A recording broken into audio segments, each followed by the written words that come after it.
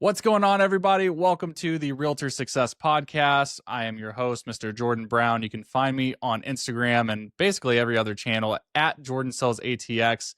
And today I am excited to welcome a guest who is fairly new into the real estate space. He's going on, Kevin, correct me if I'm wrong, this is year 2 or 3? This is year 2, so the start of year 2. Let's go. So Kevin, for anyone who's listening who doesn't know who Kevin is, I've got a funny origin story about how Kevin and I kind of were in the same space, but now we're partners here in real estate.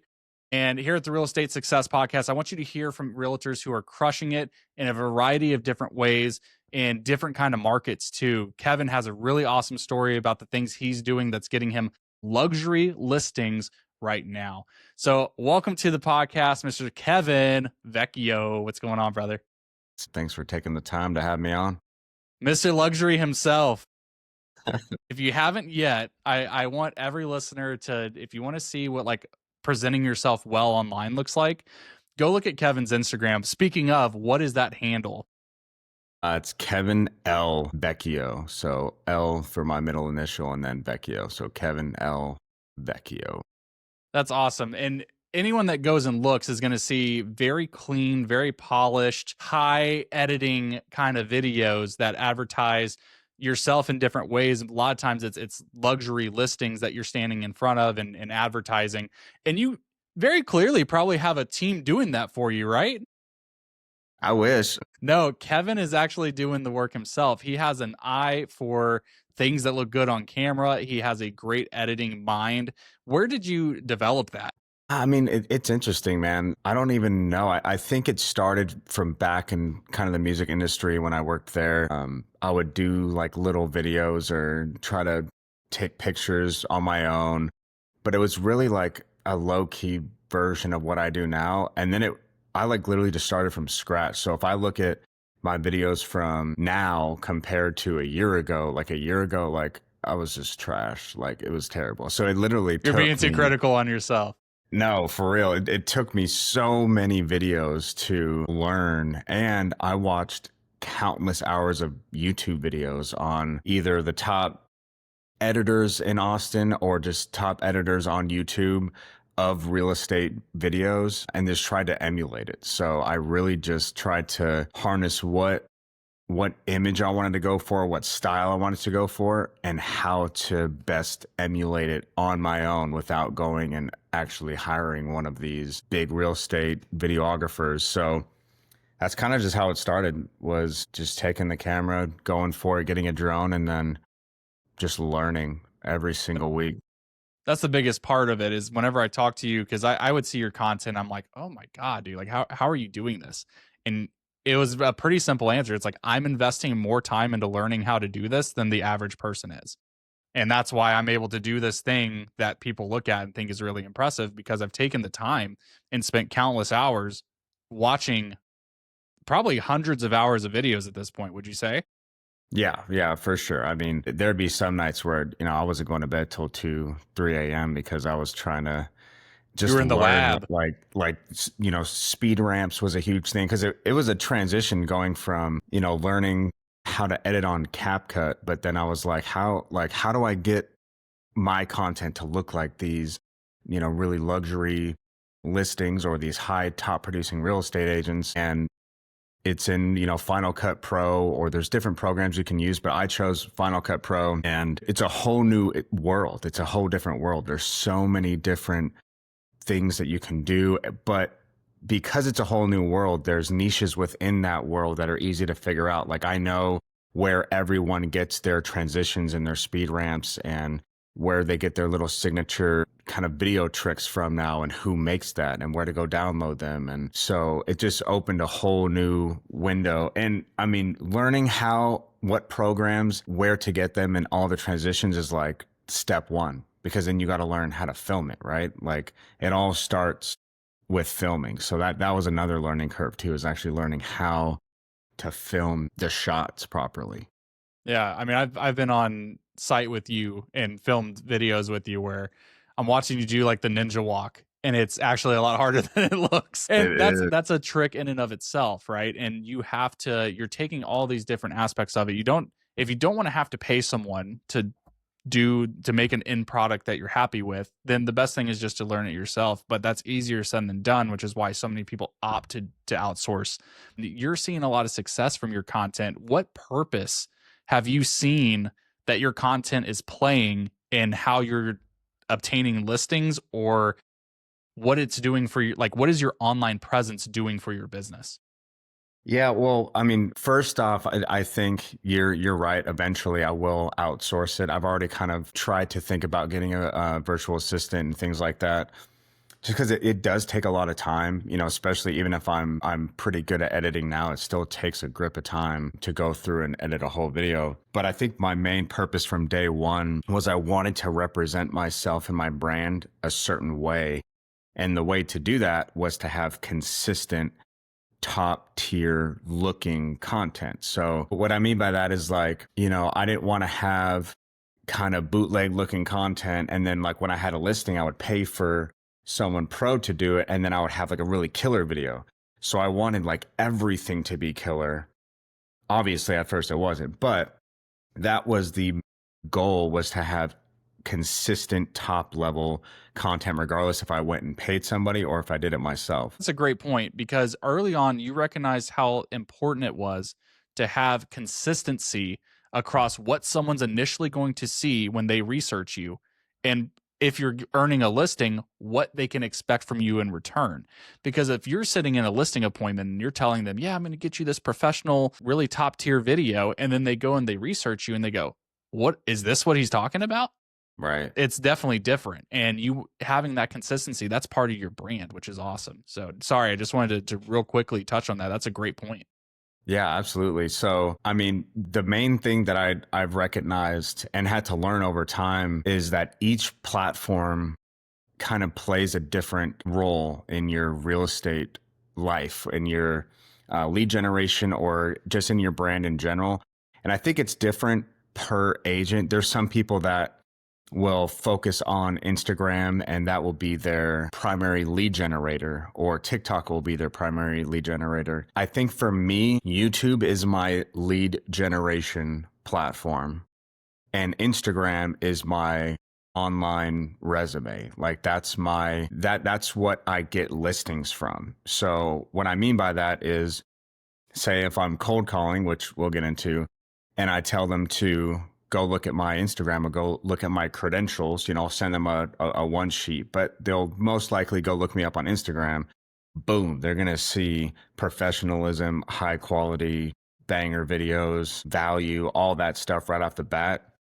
So just off my Instagram, I've won listings for multi-million-dollar listings just because my online presence immediately is fire. So I think that for TikTok and Instagram, and then YouTube, of course, is, you know, it's, I tell people all the time from what we learn in the Wolfpack is that YouTube is not a social media platform. It's a search engine, you know, and that's where I have found I've gotten more leads coming in, you know, than Instagram or TikTok. So what someone may, you know, if you're a new agent listening, you probably aren't understanding like what we know it because we're taught this. But what he means by YouTube is a search engine. If you went onto Google right now and you typed in something like new construction homes in Austin, Texas, you're going to get the paid, you know, the people who paid thousands, possibly tens of thousands of dollars to be the first thing that you see. And then right below, you're going to have not only supporting articles, but you may even have a YouTube video that matches what they're searching. And the reason this is such a distinguishing thing, I just mentioned, someone paid tens of thousands of dollars to be the first thing that pops up on Google whenever someone types that. And then right below, your YouTube video for free is right there. And so that's how you're able to put yourself in a position that's advantageous, because you're not spending all that money, but yet it's still being indexed through Google. That's what we mean by it's a search engine. And defining your audience is so important. I just had a conversation with one of my partners who said he wants to start getting into content, and he said, I'm going to go shoot content on Tuesday, which is today. And I said, okay, like walk me through who your audience is. What is the point of you going to film content? Because as you mentioned, different mediums or different platforms have different audiences. I look at TikTok as the place where I don't have to be the super professional. It's almost like Right. someone gets to know me and they go, "Oh, he's kind of," I'm gonna put words in their mouth. They go, "Oh, he's kind of a cool realtor. Like he seems real, Yeah. right? He seems relatable. He doesn't seem untouchable like so many realtors try to position themselves." But then you mentioned that you have an Instagram that's very professional, very polished, and that's the digitization of your reputation. So people are not going to go to TikTok, typically speaking, to vet me as their realtor. That's where they may discover me and say, "Oh, he's got some interesting points," or he's talking my language. I feel like I like his energy, and then they'll go somewhere else to research. And then YouTube is that just in long form, because YouTube, you're not accidentally scrolling and get introduced to a YouTube video. So two very completely different things. So everything from how quick, like what is your hook like? As we know, TikTok hooks are a lot different than YouTube hooks. It doesn't have to be as hooky on YouTube because people are intentionally searching something before they watch the video. So that's all amazing information that we've learned here at the Wolfpack. And if that's something that you want to explore a little bit more about what a partnership with Kevin and I here at the Wolfpack could look like for you and your business, there's going to be a link in the description. Feel free to book a call there.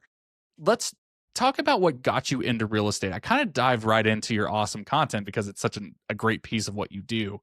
But what was your background like? What got you into real estate, and how has the experience been so far? I mean, I've done a lot of things in my life. Jumped around a lot. I mean, I was in the music industry for a long time. I was a guitar player, EDM producer, and then I've owned window tinting shops for cars, commercial, residential. I've been a content leader at Netflix. I've been an admissions manager at trade schools. I mean, I've just done a lot of things. But I think what led me into it was I was managing a restaurant and I wanted to get into investing because at the time it was like real estate investing was like the topic of like, oh yeah, you know, you got to invest in real estate, flip houses, blah, blah, blah. And I was like, that sounds pretty cool. I'm going to research and get into it. So I started reading the book, Millionaire Real Estate Investor, I think the book is. And as I was reading it, I was like, maybe I should get my license so that I can understand this more and do deals by myself and kind of have the upper hand. So as I went into that, I was like doing the courses and I was getting into it. I was like, man, maybe I can actually become an agent and like do this. It was not on my radar. Like it was literally a God thing that it just kind of fell into my lap in the way of I really enjoyed it. I didn't expect to enjoy it so much because there is so much about it that is being an entrepreneur that you have control of, right? Like your logos, how you run the business, how much effort you put into it. And I just love that about real estate. And I'm grateful that my first year is kind of done, which is my like an initial building the brand, which I know I still have a long way to go, but the first year was tough because people who are new and just like myself think that when you get your license, you're like, oh, I know everything. I'm ready to go do a deal. It's like, no, bro. Like Everyone's going to come work with me. yeah, like your training wheels just got put on. Like that's, you know, you're still not even hitting the tip of the iceberg. Luckily, you know how many square feet are in an acre, you know, but how to actually run your business is not taught. So Exactly, exactly. So it was a journey, and so far I'm absolutely loving it. I mean, I can't wait till I get to dive into this next year and just keep growing and putting in the work. And I think also to touch real quick, I think that's why realtors in general and real estate is such an interesting field because people talk about all the time how there's a small percentage of realtors that make it past a certain time or are successful and can do it full time. And it's like, well, those are the ones who put in 100%. Those are the ones who actually do the work and are willing to do the work. Because sometimes I think that there's a false sense of what a realtor is and what real estate is that it's kind of like this leads are just going to come to me and I'm going to sell houses and I'm going to make a bunch of money and it's going to be amazing. Like that's I almost feel like it's a sense of entitlement. Maybe that's the wrong Yeah. word, but it's almost like, hey, I went through and got my license. You kind of like, you're supposed to come work with me. Everyone Right. that I know is supposed to come work with me. When I said this with my interview with Timberly, the average person knows 7 realtors. How do you differentiate yourself from 6 other people who do the exact, who have a very similar perceived value as you do? Hmm. And so being able to amplify what you do differently or who your audience is, how you're able to help people in a different way, more elevated way, that's the big, like, that's what takes people too long to figure out, and how to communicate that and how to actually run their real estate business like they're the CEO and not an employee. Because too many times a lot of people who get into real estate, it was not their first thing. It wasn't like someone was really passionate, wanted to get into real estate when they were 18, went and got their license, and then they're super successful. Most likely, it's like you're coming from a different job where someone handed you the exact layout of what you're supposed to do every single day. In exchange for completing those, you got an hourly wage. It's completely different when you run your company. You are you're the only person that you can blame for your success or your failure. Yeah. It's not your brokerage, it's not your team, it's not anything. It all comes down to us.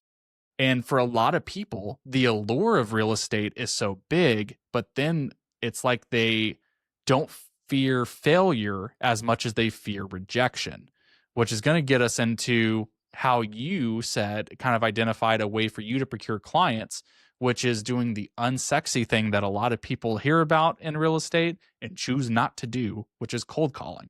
So I'd love to, how did you come to this conclusion that this was going to be something that you implemented into your business? And then what did it look like to make that skill set happen? And what have been the results from that?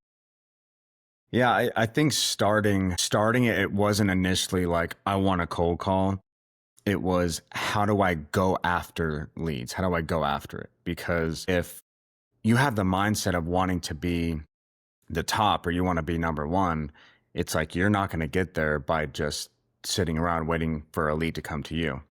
Now, as great as content is and how important it is and how it will come into play later and how you will get leads as they come through either YouTube or Instagram, whatever the case may be, those are, passive ways of getting leads. So I wanted to be proactive and go after it somehow. So I had watched somebody on Instagram who was a coach in cold calling, and he just kind of made it very enticing sounding of like this works.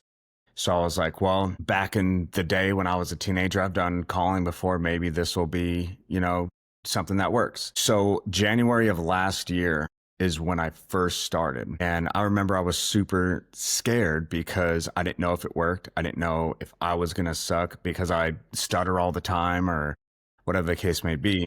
And it was a pretty big financial obligation, right? Like Yeah. you had to pay a pretty penny to learn this skill set. Yeah, it was expensive.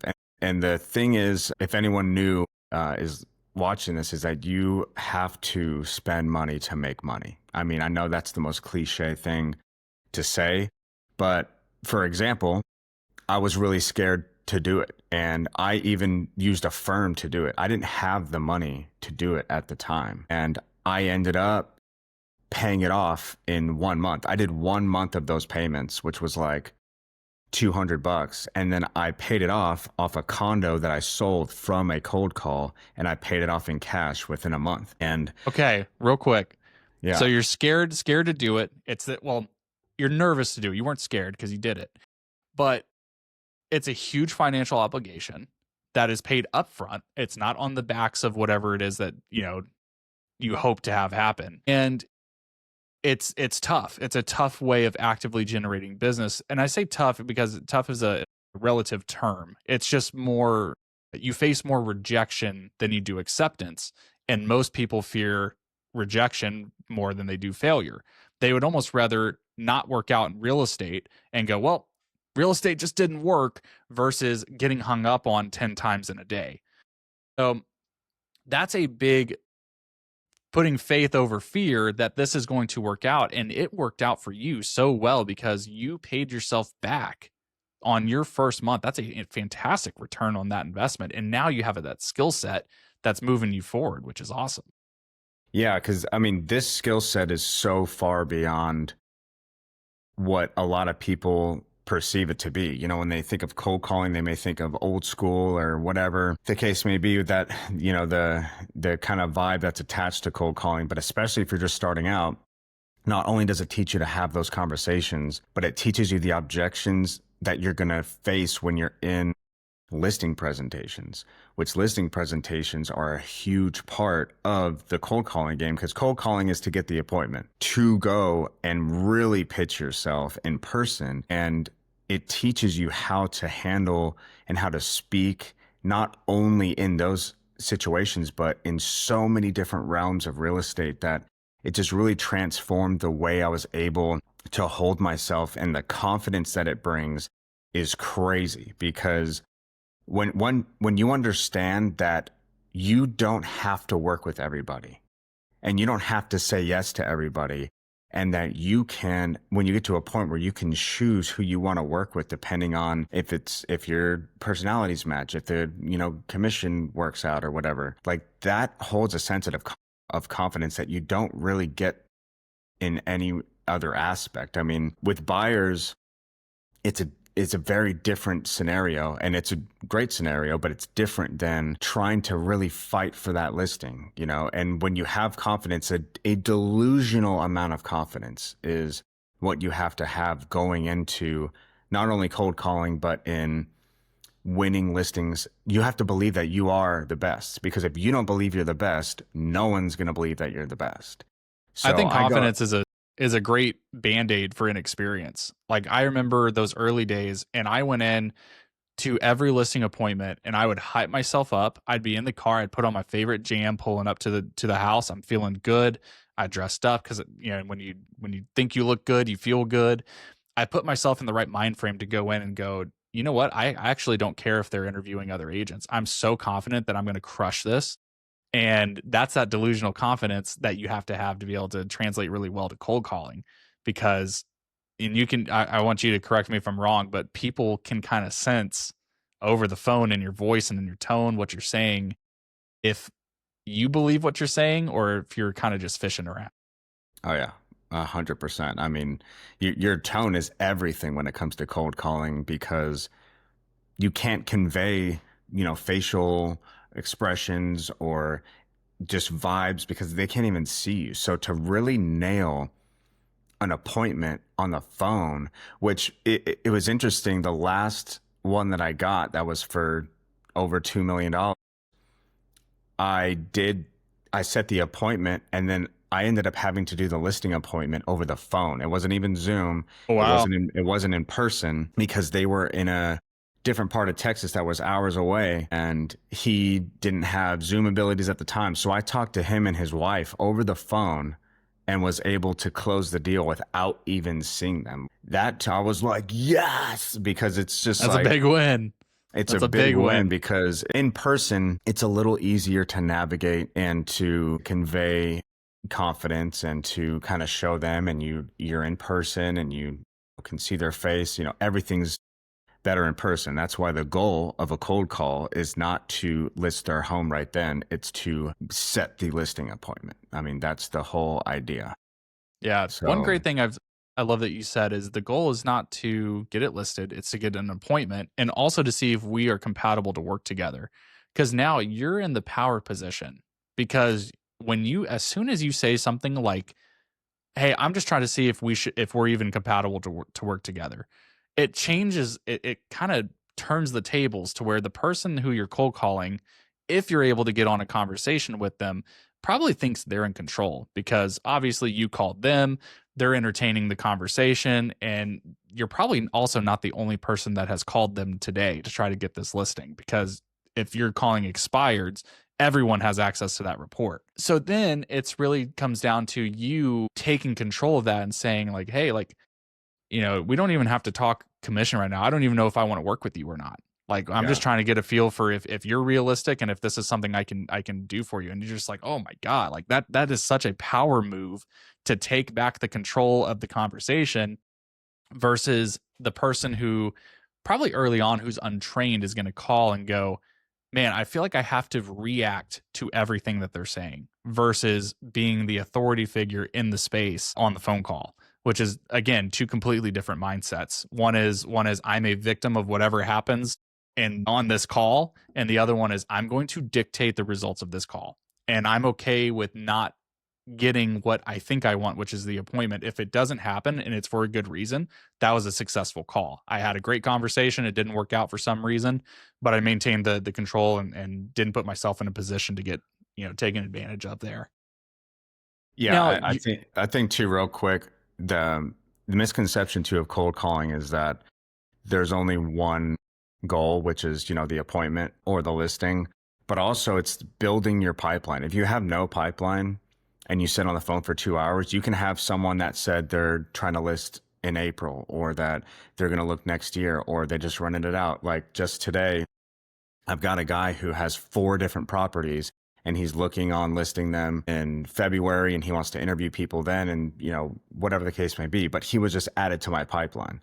So even if you don't get an appointment right then, or you don't get a listing that day, you have the opportunity to build your pipeline. You can talk to people you've never talked to before. So if you're not someone who goes out to Starbucks and is like Ben Love, who can talk to anybody and just be like, hey, what's going on? Like, can I sell your house? It's a great way that was a to great Ben build. impression, by the way. It's just a great way to build your pipeline. Yeah, and that's the biggest thing is too many people kind of sit by and if I was the CEO of $1 million real estate company, what would I be doing? And that's kind of how you have to run it. And if you don't have the clientele coming in, you have to go out and get it your own way. And there's very few ways of doing that in an active space within the real estate industry. And one of those is cold calling. Like all those old tried and true ways of generating business, it's not that they're ineffective. So many people refuse to do them and then go, I don't know why I don't have anyone to help right now. And so you've got to get out of that mind frame. Like you're 100% in control of this. And it's a skill set. If you feel scared about cold calling, most likely it's just because you haven't been developed to be able to feel confident to do it. Because you've got to get out of the mentality that a rejection is some kind of like death sentence. If for a lack of better words, like so many people are like, I can't cold call. And then if you push them on it and you say, why can't you cold call?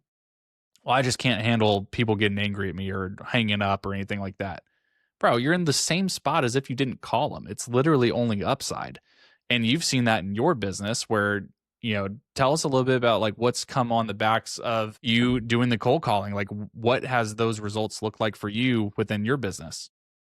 I mean, it's really insane to think about it over the last year, because I mean, coming up now, it's been almost a full year of cold calling. And granted, when you first start, sometimes people can hit it right off the gate. Sometimes it'll take a little while. And sometimes the main thing that I'll say is that it's a numbers game. If anyone tells you that it's not a numbers game, they are not right. Like they're just wrong. Bold-faced lying. It is 100% a numbers game. If you make X amount of calls in X amount of time, you're going to get X amount of leads. And out of those X amount of leads, you will get a listing. Like it will happen. So for me, I just never stopped. I kept going, and I've sold multiple properties from cold calling, but also have, $7 million in listings from cold calling.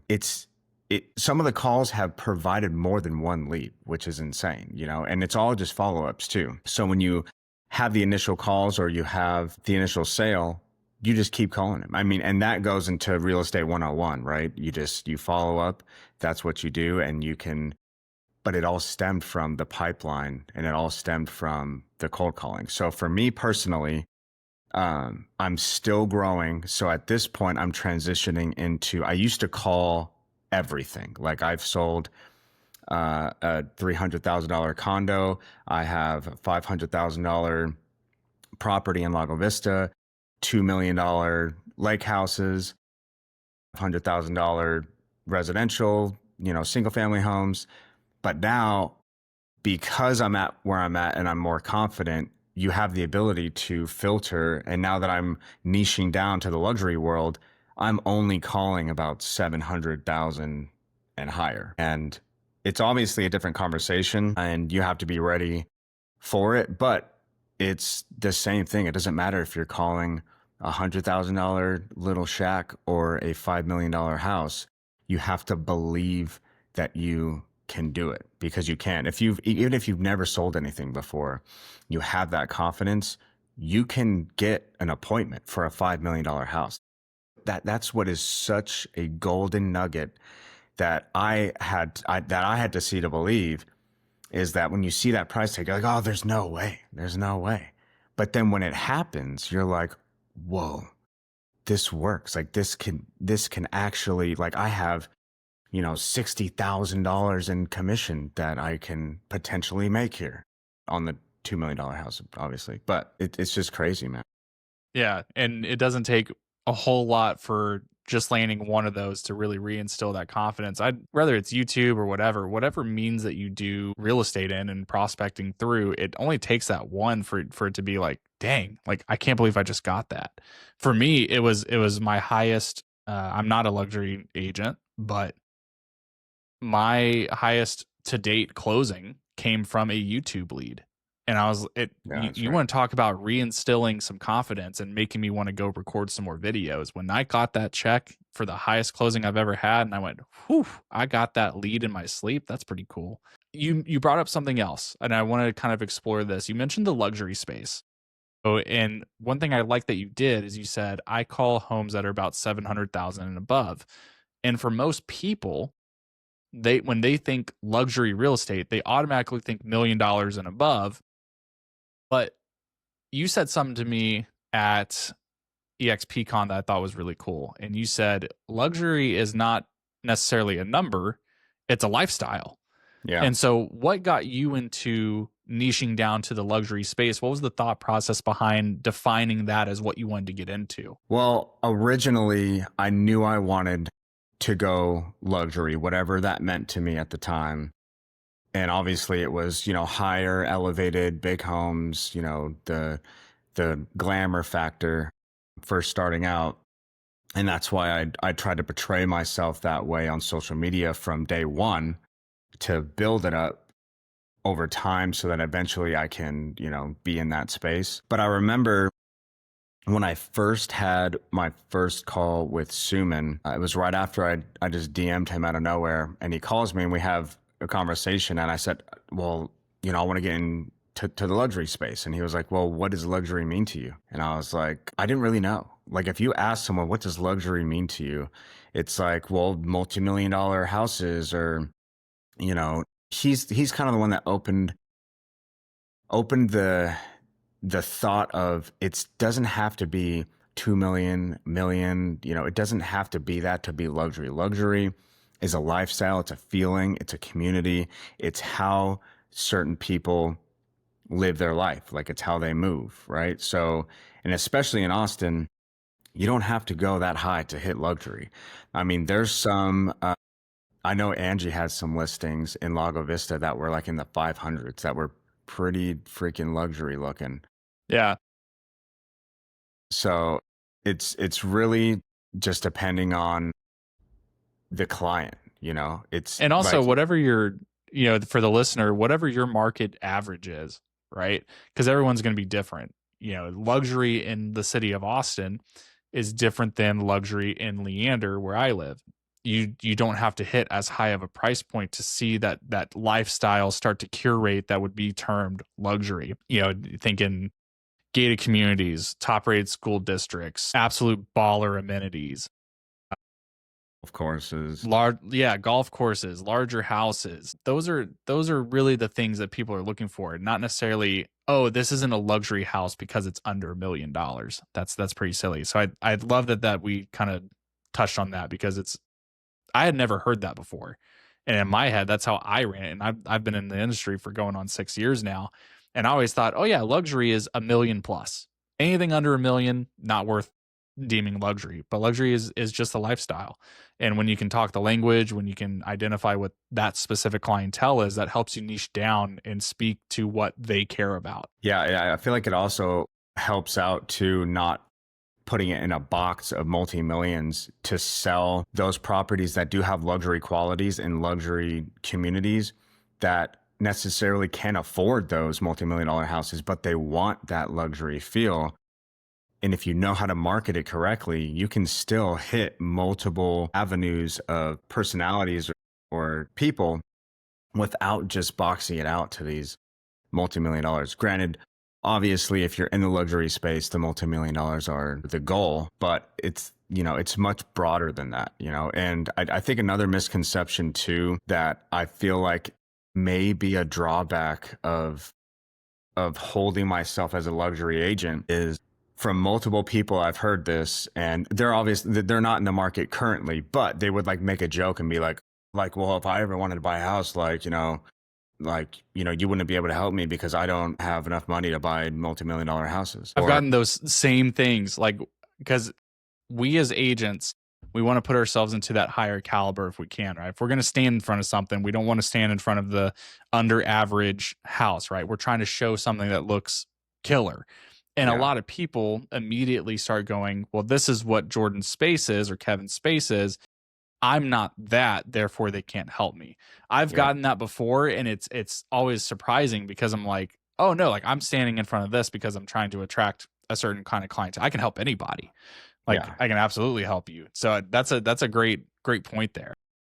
Yeah, I think it's good to be aware of, because as you go through your day to day with your social media as a realtor, obviously you want to balance, but I want to show that, I still will help any lifestyle. It's kind of like in one of the small slogans I use is, Austin real estate, luxury, and for every lifestyle. Because if you're a buyer and you want to buy a house and the house isn't $1 million, like I will 100% help you. I'll help you if the house is $400,000. Like I don't care.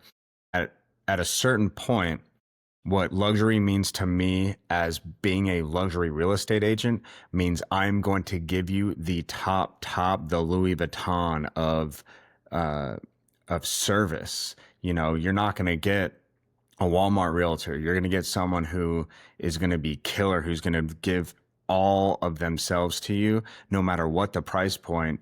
And that is getting a luxury experience. So not only do I want to be known as a luxury real estate agent that sells luxury real estate, but I give luxury level service. Like, when you go into any store, you'll get offered, sparkling water at a luxury store, or they'll ask you if you want a snack or this or that. Like, taken back when that happens. You're like, oh my God, yeah, I would love some sparkling water. What's crazy about that example is those two things absolutely change the way that you've perceived your experience, and those cost like $2.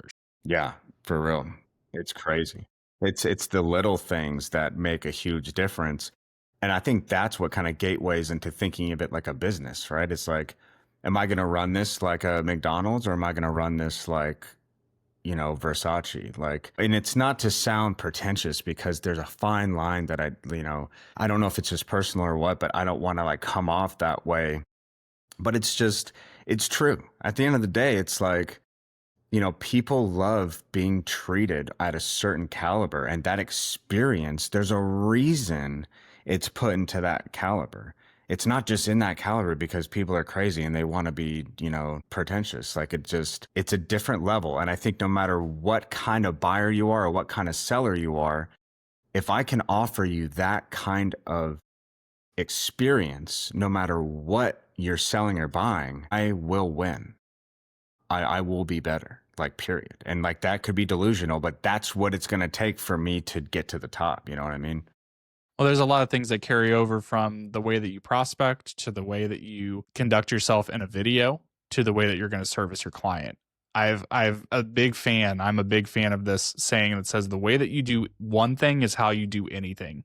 Yeah. Or how you'll do everything. And that's why everything from in my personal life, if I set an appointment to go have dinner with a friend, I'm pissed if I'm like 2 minutes late. I feel like I've messed up because I don't want that to trickle over into my business. There's a certain standard that I hold myself to with all aspects of my life, and you have to figure that out for yourself within your real estate space pretty good too, because your business kind of almost is a direct reflection to your personal life. There's a lot of intertwined there. And a lot of times that's because our business is personal, right? Like we care a lot about our clients. hopefully are caring about our business and we're tending to it because our livelihoods depend on it. In the space of being 100% commission based, you should run your business that way, as if, man, like if you've got nothing in the pipeline, there's so many different ways that you can generate business. And ultimately it just comes down to, are you taking action in any capacity? I challenge the listener to look back on their last 2 weeks of what you've done to move your business forward. And if you're happy with it and you can rest your head down at night, that's awesome. I think a lot of us look back and we go, you know what? I was actually pretty relaxed on Monday. I probably should have recorded a video, or I should have done XYZ, or I haven't touched my CRM in a long time. So there's a lot of I think there's a lot to learn from hearing someone who has been in. Also, you're getting these luxury listings in the number one buyer's market in America. So it's not the easy stuff, right? Like you're doing the hard work, which I think is awesome, because it's just such a testament to what can happen when you take charge of your business and you treat it as if you are the deciding factor if you're going to be successful or not. Yeah, So absolutely. I would like to kind of end it with one. I want you to kind of reflect on this last year. I know you're starting year 2. What was one of your biggest takeaways from your first year within real estate? One of my biggest takeaways, I mean, I'll say a couple. I mean, one of the biggest is I learned that you don't know way more than you think. Like, there is so much that you need to learn. You need to be like a sponge and just be willing to learn. Because the moment you think you know everything, you learned everything, you're probably not going to be as successful as you could be because you didn't take the time to really dive in, or, lean into your mentor, lean into coaching calls, lean into a coach, spend the money you need to spend, elevate what you need to do. And another thing that I learned too, which is, I want to make clear, is that it's not easy. It's not easy, and it's not meant to be easy. And it's one of those things that I heard throughout the year that a lot of people will be like, oh my gosh, real estate is so hard right now. Like, I don't know why that's their voice, but they're like, real estate's so hard right now. Like the market, blah, blah, blah. And it's like, listen, I don't know a world where someone is successful and can provide for their family and to achieve all their goals and to reach these limits, where someone was like, that was so easy. That was so easy to do. Like, unless you catch lightning in a bottle and like you just win the lottery or something. But it's like, I don't know where society went south when they just think like, oh, if something's hard, that's almost something to like give people grief about. Like, oh, dude, that's hard, dude. Like, I don't know. Like, are you really sure you want to do that? What? Like, are we just in a society where like we only want the easy way out? We only want the easy stuff? Like, no. So I think the biggest thing is, to work hard. Yeah, I feel like part of that comes from this rise in influencer culture. And man, if my work doesn't pan out, then I'll just be an OnlyFans model or something like that. And for the schmucks like me who don't have a body fit for OnlyFans, real estate it is. So I've got to make this work. Kevin, I'd love to wrap up with some of the things that you took away from your partnership with us here at the Wolfpack. So for those who don't know, Kevin and I, we do business together here at the Wolfpack at eXp Realty. And I think what's important is to know that who you partner with matters. It matters from a variety of reasons. One, the kind of people that you're going to depend on and link arms with to help move your business forward. And then also extra tools and resources that you get equipped with that the Wolfpack here at eXp gives you. I'd love to just kind of dive into what some of those things have meant for you and your business, whether it's the support that you've received, a specific tool or resource that has been really beneficial for you to help either with content or ideas for your business. What does that look like for you? I mean, joining the Wolfpack was the best decision I could have ever made. And the reason I joined is because I wanted to be at the top, and I knew I had to surround myself with people who were doing what I wanted to do. And that's exactly what you need to do. If you're not around people that are doing what you want to do, or are where you want to be, you're not in the right place. So for me, it was that transition to be around the people that are where I wanted to be. And from the jump with the Wolfpack, with the Social Agent Academy, I was able to fully build my brand. It teaches you how to do YouTube banners. It gives you all the video ideas that you need to get started. It gives you ideas how to make a thumbnail, scripts, this, that, and the third. And now we're coming out with all the AI stuff. I mean, the sources and resources to get you started on social media and your business in general, it was just game changing. And then, and this is not just a plug for you because we're on the call, you know what I'm saying?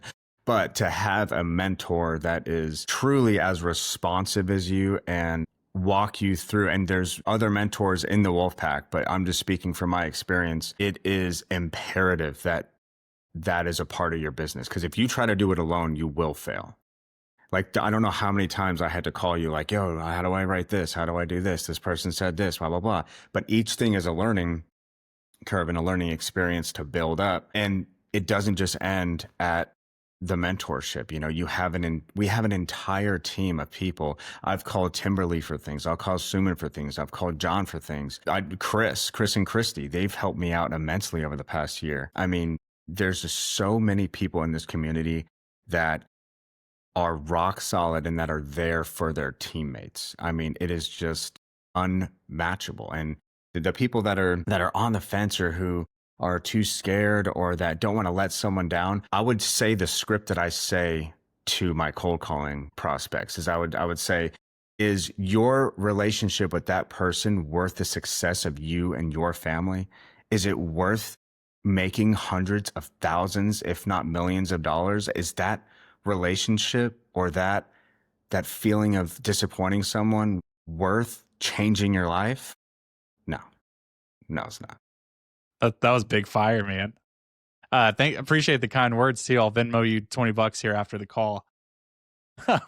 No, it's so true. I mean, I was having the best year of my real estate career at a different brokerage, and very quickly I kind of came to realize that if I wanted to move my business to different heights, the resources and the partnerships that I got with the Wolfpack were so beneficial to me that I gave up a better split because as a newbie, I didn't understand how splits came into play and how they actually are, caps and all that are beneficial.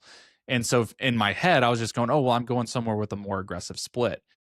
Would you give up 10% more on a split? That's capped, by the way, to get the partnerships that you do, the resources that we do, the trainings that we do, the touching elbows with the number 2 person in the entire company in 2024. That's big stuff. Like, so many people, like you said, there's people who listen who hear this as a pitch and go, I don't know if it's right for me. My invite to you is just hop on a call with us and just see if it's a good fit. Our goal is that we're not high pressure people. Our biggest thing is just see if what we have is the right fit for your business. And so I'm going to take a cue from Kevin's book, and I would just like to book the appointment with you to explore if we're a good match for you. And so there's going to be a link in the bio. One thing that's really awesome in the way that that EXP is set up is if you were to partner with Kevin, you're getting not just your partnership with him, you're getting his 6 sponsors above, which includes myself, multiple icon agents, Mike Sherrard at the Wolfpack, Connor Steinbrook, Suman Kim, absolute heavy hitters. And I think what Kevin really brings to the table, if you haven't already picked up on it from this call, is he has a very specific skill set that not a lot of us in the industry have anymore. So he can help you with training you to get that confidence, that delusional confidence to build your business through cold calling. He has the means to be able to help you better your content. And I think if you can pair those two things together and get everything that the Wolfpack has offered, like it's a signed, sealed, and delivered, man. It's an absolute game changer for any agent's business. So there's a link in the description. We'd love to talk with you. Absolutely no pressure. Kevin, just wanted to thank you for being on here and for sharing your journey so far. I'm so excited to see what year 2 plus has in store for you. And thanks for sharing your wisdom today. Is there anything you want to leave the viewers with? Any encouraging words? Any final thoughts for you? No, I mean, thank you for having me on. And if anybody's watching that's either in the game or feeling discouraged or whatever the case may be, just remember that there's a reason that 80% of realtors fail, or whatever the crazy statistic is because a small percentage puts in the work. Make the decision to be that small percentage, period. Just make that decision. I Do it. love it. That's awesome, man. Well, guys, if you thought this was a great interview and you want to hear more, please subscribe if you're on the YouTube or on Spotify. Leave us a thumbs up or a 5-star review. And if anything resonated with you that Kevin had to say, we'd love the chance to talk with you and help take your business to new heights. This has been the Realtor Success Podcast. Thanks for tuning in. We'll catch you in the next one.